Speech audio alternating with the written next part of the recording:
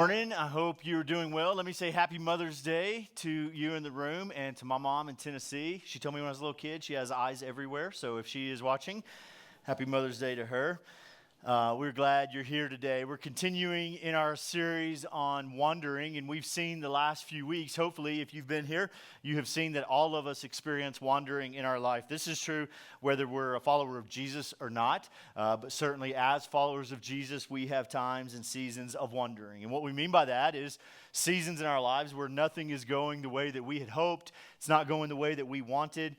We can't wait to get out of it. We often try to move quickly through that season because it's not what we had hoped. But the reality is, as we've looked at the last few weeks, that often in our wandering, there are gifts for us to receive if we will be patient enough to look and to receive those gifts. And two of them that we've looked at is that it deepens our faith and that it also causes us to depend on others, which are really valuable gifts in our life as we walk through life. It will change if we can receive those gifts in our seasons of wondering how we go through life. And today we're going to look at another gift, and maybe this is the most difficult one for us to understand. I think it's certainly the longest, it takes us the longest to understand it, to really get it, for it to sink in our lives. Because sometimes in a wilderness, lessons are obvious, right? Like you know, maybe you put yourself in that season of wondering because it was a poor decision. Like you immediately know why you were there and what you need to do to get out of it. Sometimes the lessons are easy to learn, but other times it takes us a while.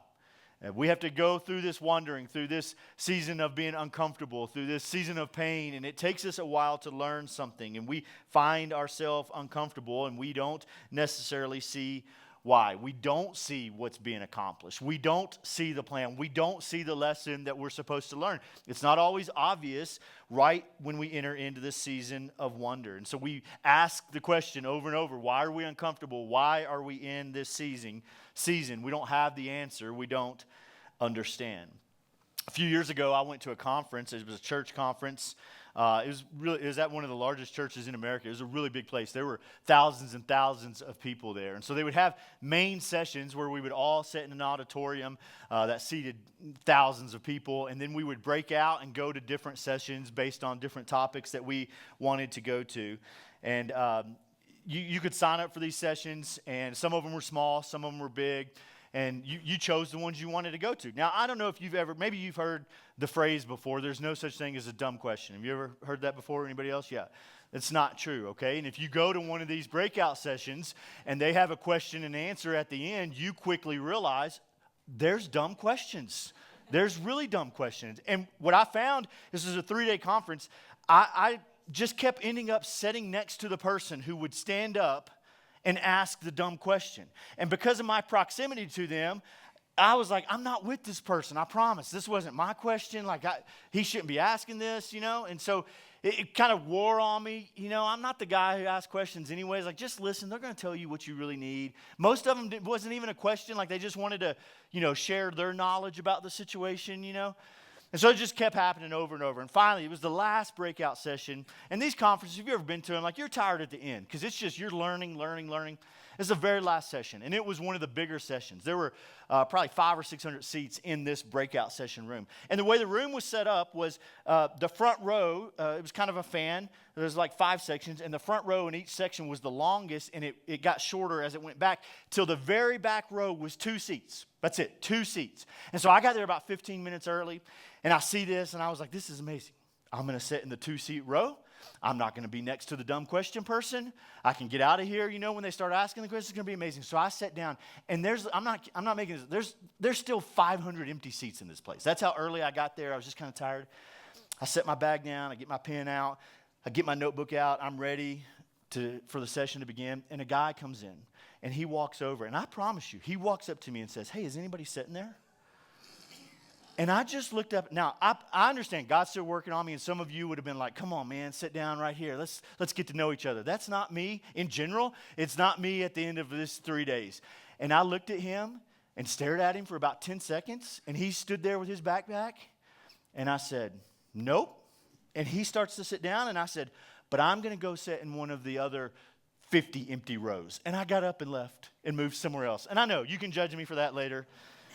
I said at the beginning of this, God's still working on me. And the whole session, I sat there kind of looking at this dude like, who does that? It's a row of two, and there's 400 empty seats. Clearly, I don't want to sit with anybody else, you know?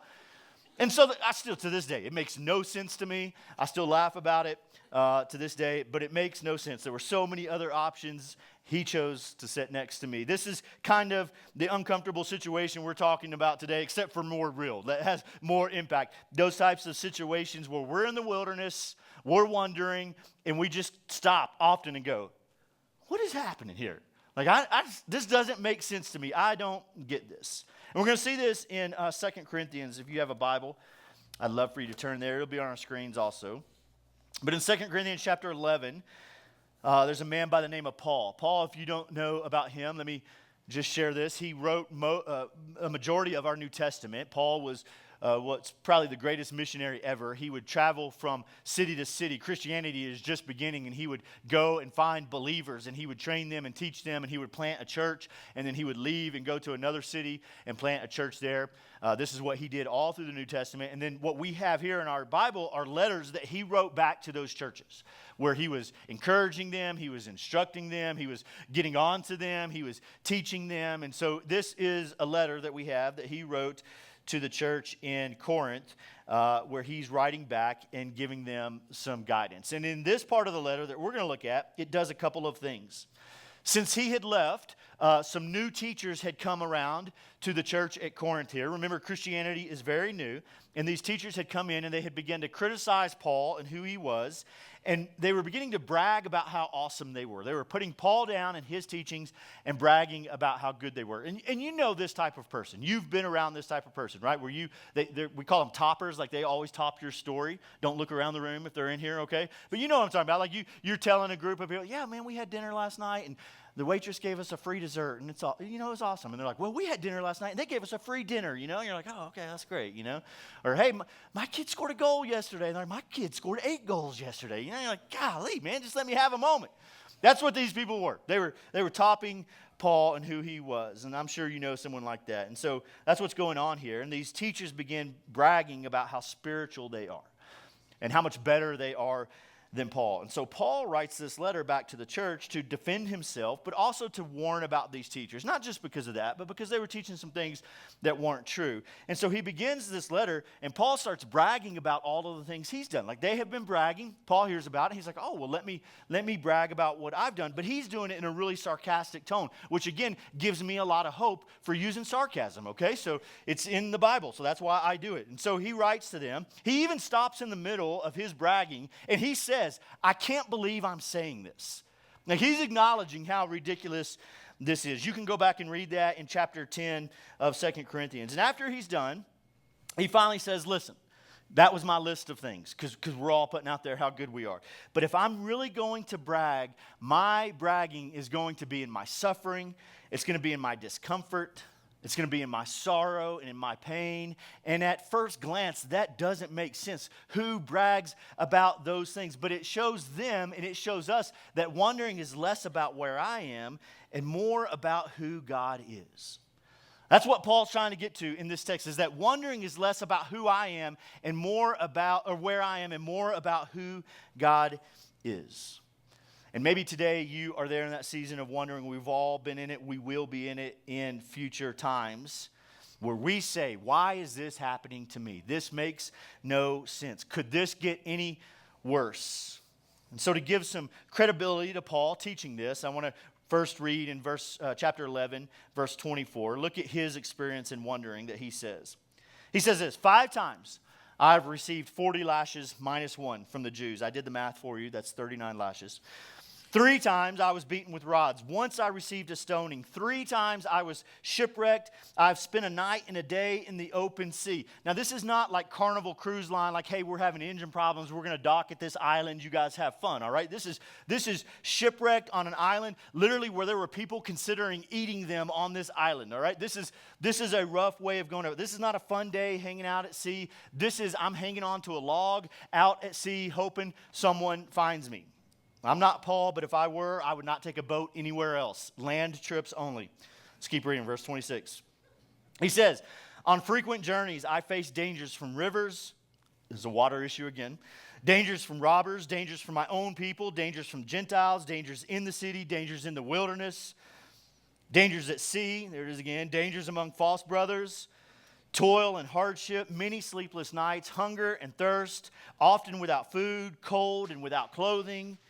Not to mention other things. There's the daily pressure on me, my concern for all the churches. So he's like, hey, I've been robbed, I've been in the river, I've been in the ocean, I've been beaten, I've been hungry, and maybe worst of all, I work in a church. That's what he said. It's a little joke. I don't feel that way. He clearly has some credibility when it comes to wondering, right? Like, in fact, when I read this, I'm immediately convicted of my complaining about my wondering. Because sure, sometimes my friends can be frustrating. They have never beaten me 40 minus 1, okay? It's never come up. I've had family members who are sick. No one has ever tried to kill me by throwing rocks at me. I've been frustrated in my job. I have never been in a place where I'm worried about being eaten alive and how I'm going to escape. It's important for us to know that Paul has gone through these things because when he writes about wondering and suffering, we can believe him. Like he's dealt with physical pain. He's dealt with emotional issues. He's dealt with problems with family and friends. He's understood worrying about his job and his future. This is not some guy giving us advice from his high horse, from his palace, where he's never gone through things and he's looking down at us, going through our wondering, saying, well, if I were you, here's how I would do it. He's been there with us. In fact, he's probably been there more than any of us. He has spent much of his life in the wilderness, wandering around. And so in this passage, he continues with some more sarcasm, all things that are true in his life. And then we're going to pick up in chapter 12, verse 7, his resolution, what he says after coming through these seasons of wandering, or even still in the midst of this wandering. He says, therefore, so he's listed all of these things that he's gone through. He says, therefore, so that I would not exalt myself, a thorn in the flesh was given to me, a messenger of Satan to torment me, so that I would not exalt myself. And concerning this, I pleaded with the Lord 3 times that it would leave me. So he goes through these bad things. And we might sit back and say, yeah, that seems bad. But, once the beating's over, it's over. Like, it can't last that long. You've moved through it. Once you're found at sea, like, that's over. You've moved on. He can't relate to the place I'm at because I've been here for months. I've been here for years. I've been praying about this for a long time in my life. This discomfort, this wandering doesn't seem like it's going to end. Paul understands you too. Because he says, not only did I go through all of those things, but God has allowed something in my life to torment me. And multiple times we read in Paul's letters where he prayed, God, please take this away from me. And it was never taken away from Paul. And we're not sure why it is. Paul says part of it is to keep him humble so that he wouldn't exalt himself. But he has prayed for years and years and years, really his whole life, that God would take this discomfort away from him. And he still lives with it. He's constantly in a place of wondering with this issue. And maybe some of you right now feel the same way. You have been going through it at work for a while now. Maybe in your home life, there's something relationally that, man, you have just been praying for it to be resolved and to be over. Maybe something with your friends or in your community, something in your life that you just don't see an end to, and you have been asking for an end to it for a while. And it usually looks like this. It usually looks like us saying, does God even hear me? Like, I have been praying and praying and God, are you even listening? Right? I get frustrated in the middle of these seasons. Maybe you're in the middle of it now where you're looking for the light at the end of the tunnel, the light in the darkness, and you just can't see it. Maybe like Paul, you have prayed and begged for a way out, but despite your prayers, you have not been let out, which leads us to the question really this whole series has led us to, is why am I in this season of wandering? Like, why? Why am I here? What is this leading me to? What is this teaching me? What do I need to change? Why am I experiencing this? And I think in the rest of this, we see what Paul has learned about wandering, about suffering, about discomfort, about things not going the way that we had hoped, the way that we wanted. We see what he learns that I think we can learn. Look in verse 9. It says, but he said to me, my grace is sufficient for you, for my power is perfected in weakness. What a powerful thought that is, that God's grace is sufficient for you. That Greek word for grace is charis, and it means God's undeserved favor to mankind. Undeserved favor to mankind. This is what separates following Jesus apart from any other religion, because all other religions are based on what you have deserved or don't deserve. Grace from God is undeserved favor to us. And it's not just given to us, it's sufficient for us. And we need to understand, if you're a follower of Jesus, what this means, that this undeserved favor that God has given to you in your life, it's not just given to you, but it's sufficient for you. The definition of sufficient is enough to meet the needs of a situation. So the grace God has given you, if you're a follower of Jesus, whatever situation you're in, no matter how high on the mountain, no matter how low in the valley you feel, whatever situation you are in, God's grace is enough to meet that situation.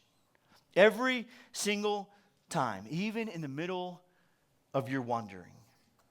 And we often mistake that at some point in our life, we make this mistake that we recognize that we're a sinner. I talk about this almost every week, that we need to realize we're a sinner and confess our sins and believe that Jesus died on the cross and rose again and ask him to be our Savior. And many of you have done that. And you have trusted that his grace, the undeserved favor in our lives, is enough to save us for eternity, meaning his love for us is enough. And we celebrate that. We rejoice in that. But then circumstances come up in our lives. We go through heartache. We go through pain. We go through suffering. We go through uncertainty. And we find ourselves wandering, and we begin to panic. We begin to freak out. We can't make it through this. This is too much. But here's the truth. If God's grace is enough to save us for eternity, then his grace can sustain us for today. And his grace isn't just for when you die. His grace is for right now, whatever you are in. His grace is for tomorrow, whatever is coming your way. His grace, yes, it is sufficient for your eternity, but it is sufficient for your today. His grace, his favor is sufficient for everything we face. It is good for the deepest pain that we go through. The suffering that Paul went through, it was sufficient for him. It's sufficient for you and for me, no matter what phase of life, no matter how long we have been wandering. Every day when you get up as a follower of Jesus, you should get up and remember that his grace, his favor on your life is sufficient for your day. And Paul realized this, and because he realized this, I think it provided him something valuable to us when we wander. In verse 9, he says, "Therefore I will most gladly boast all the more about" what? "My weaknesses, so that Christ's power may reside in me." Paul understood that God's grace was sufficient when he was wandering, and because of that, it gave him the right perspective in the middle of his trials. His perspective, his goal was not focused on getting rid of these difficulties. That's not the answer. I'm sure there was a desire. I'm sure he's like, hey, I'd rather be at a different island, not the one with the people wanting to eat me. I'm sure he'd say, hey, I'd rather have a whole boat around me, not this piece of wood I'm floating on. But his goal was to understand while he was there. It wasn't to focus on the trials and the discomfort and the wandering in his life. It was to focus on God. Because when we are in these seasons, it's not just for fun. It's not just because. Every trial, every season of wandering does a few things in our life if we will allow it. And Paul had just finished listing all of these things that he could boast about. And listen, it's quite a list. If you know the history of Paul, he was one of the most educated men in that time. He was educated secularly. He was educated religiously. His qualifications were matched any of the teachers that were around him. But he goes on to say, that's not what I boast about. I boast in my weakness, because it's in the middle of my weakness that I find out what I truly believe about God. And he knows what wandering will always do in our life. It always reveals spiritual maturity. Because of this, spiritual maturity is most clearly revealed at times when we're not in control. Your spiritual maturity, my spiritual maturity, is most clearly revealed at times when we're not in control. It's not by how many Bible studies you've been to. It's not by how often you've attended church. It's not that you're a good person. It's in our seasons of wandering where we have no control that our spiritual maturity or immaturity shows up. In the middle of our wandering, I can see if I really believe his grace is sufficient, or if it's just something I say when things are good. if it's just something I say when life is easy. Our wondering reveals our spiritual maturity. And to be spiritually mature, we see in Paul's letter here, there are some qualities that will always be evident in our life. Look back at what he says in verse 9. Therefore, I will most gladly boast all the more about my weaknesses.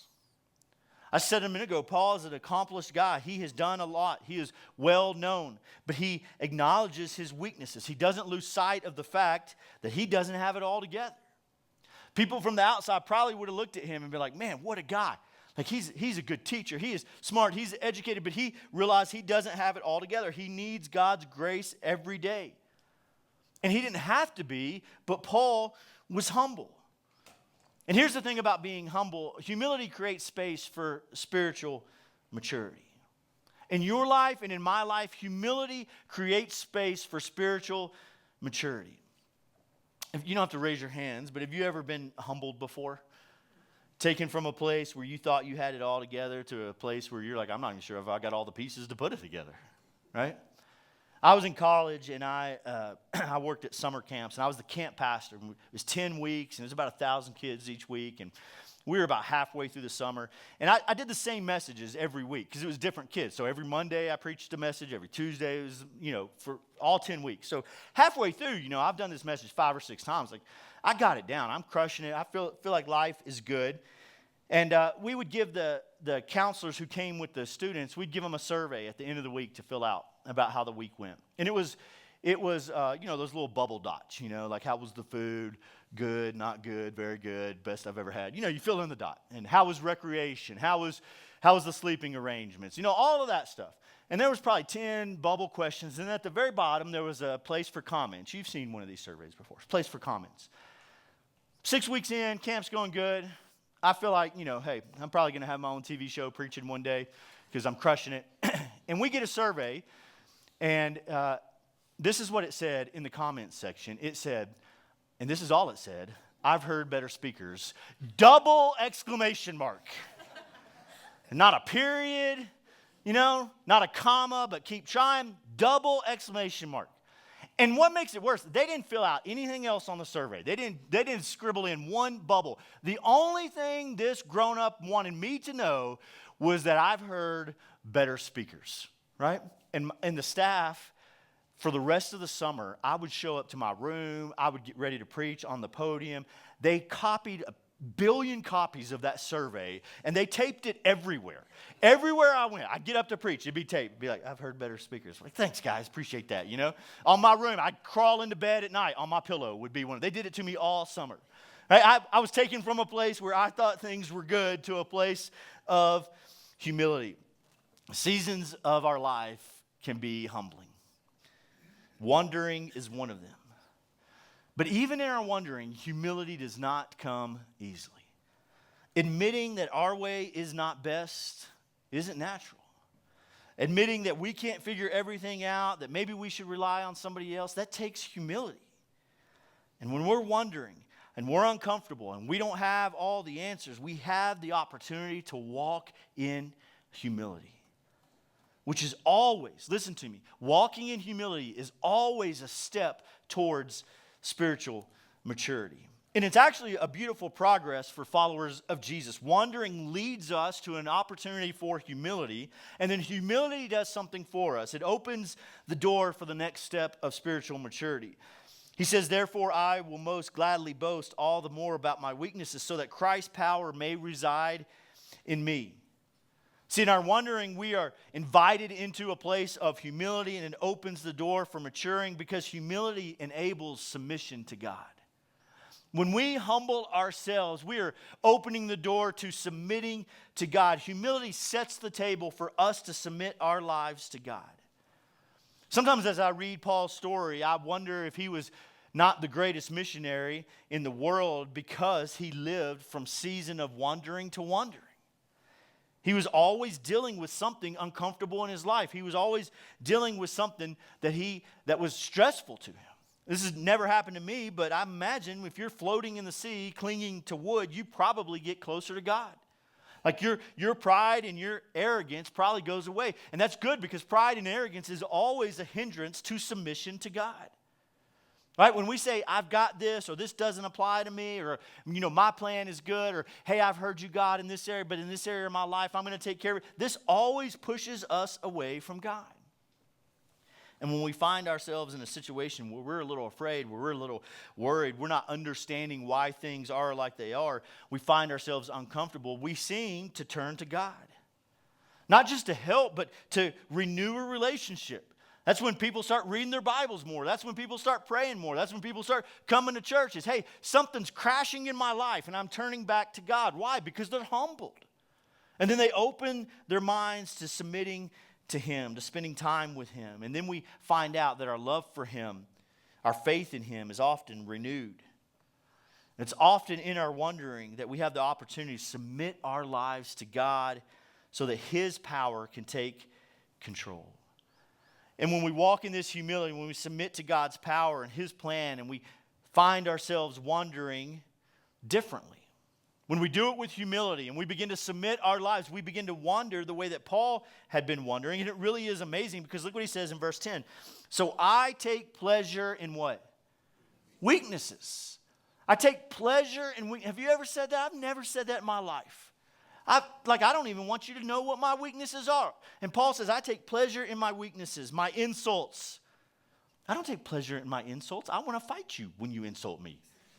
My hardships, my persecutions, and in difficulties for the sake of Christ. And here's why we wonder. For when I am weak, then I am strong.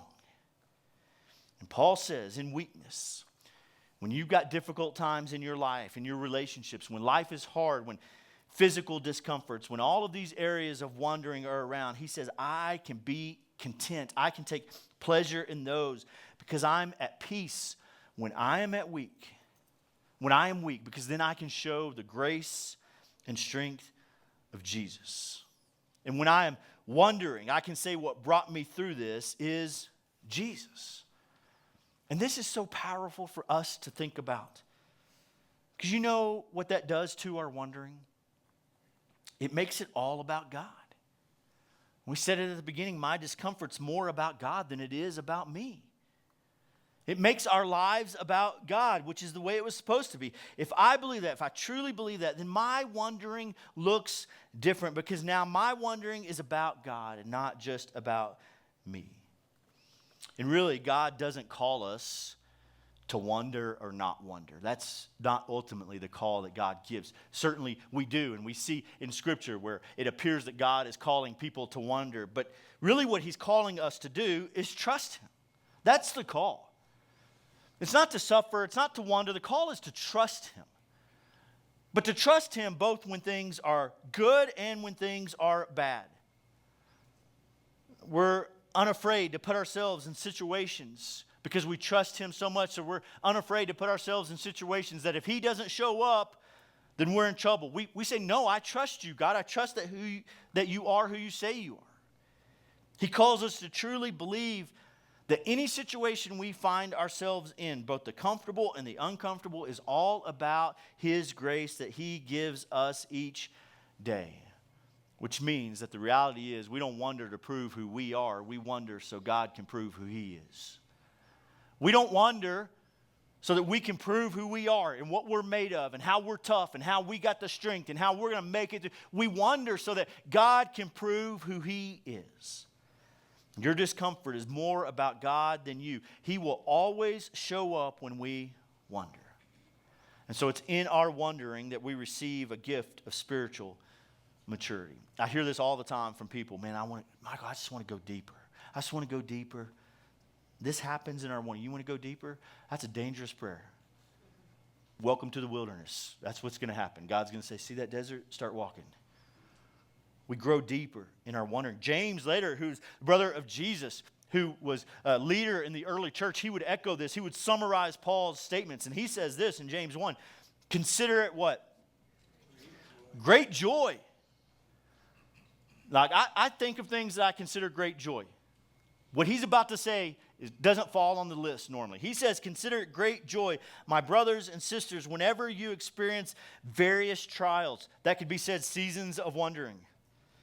Because you know that the testing of your faith produces endurance. That's him saying, get through it, not out of it. And let endurance have its full effect so that you may be what? Mature and complete, lacking nothing. I've read it 1,000 times. I don't see do another Bible study. I don't see attend something else. I don't see listen to K-Love. Those things are great. Going through difficult seasons in your life as a follower of Jesus and keeping your faith in him and trusting him is what produces maturity. Wondering is where we grow to be like Jesus. If you want to be like Jesus, which is our goal as a follower, if you've given your life to Jesus every day, we want to look more like him. We will never attain that on earth. It will not be till eternity. But every day our goal is to look more like Jesus. And if you want to look more like Jesus, that will happen through your wondering. When we approach it with humility, we are drawn closer to Jesus. And the closer to Jesus we get, the more mature we will be. And so in our wondering, if we do it well, God shows us who he is in a way that we could honestly never see through any other means. You will see God's presence in your life, in your wondering, in a greater way than any other area of your life. And in doing so, wondering gives us one of the greatest gifts we could ever hope to have as followers of Jesus, is spiritual maturity. So I'm going to leave you with one question today to think about this afternoon. When things are out of your control, do you focus more on yourself or more on God? And I'm going to be honest, this is a convicting question. As I thought about this over the past week, this is a convicting question. And here's why it's convicting. Because in some areas of my life, the answer was God. Right? Some areas of my life were like, no, I think about you, God. Like I focus on you in that area. But there were other areas of my life that I focus on me. I throw myself a pity party. I think I got to figure this out. I got to solve this. And I don't just lean into my trust and walk in humility through the wandering with God. When things are out of your control, do you lean into yourself or do you lean into God? Let me pray. God, we love you and thank you for who you are. We thank you for this example that Paul has given us of spiritual maturity, what that looks like, how we obtain that. We obtain that through our suffering, through our wondering, through our hard seasons, through the things that we got questions about, through the things that other people would say, man, you shouldn't do it that way, but we are submitting to Jesus and to your word. And God, may we walk in humility in those moments. May we recognize that we don't have it all together. May we turn to you for spiritual maturity. May we boast about our weakness so that you can be made known, both in our lives and to the lives around us. So God, for those here today who have never given their life to you, I pray that they would take that first step of walking in humility to acknowledge that they are a sinner, that all of us are sinners, and that they can't save themselves, and that they believe Jesus died on the cross and rose again so that they could have a restored and right relationship with you. I pray that they would take that step of humility today. And then for those of us who have already made it, God, may we never be so arrogant to think we have arrived. May we never be so prideful to doubt you or question you in our seasons of wondering. May we live each day humbly turning our eyes to you, both on the mountaintops and in the valleys, and being reminded that your grace is sufficient for every single day, every single thing, every single relationship, every single moment of our lives. You will give us all that we need if we will just humble ourselves and surrender to you. And it's in your name we pray. Amen.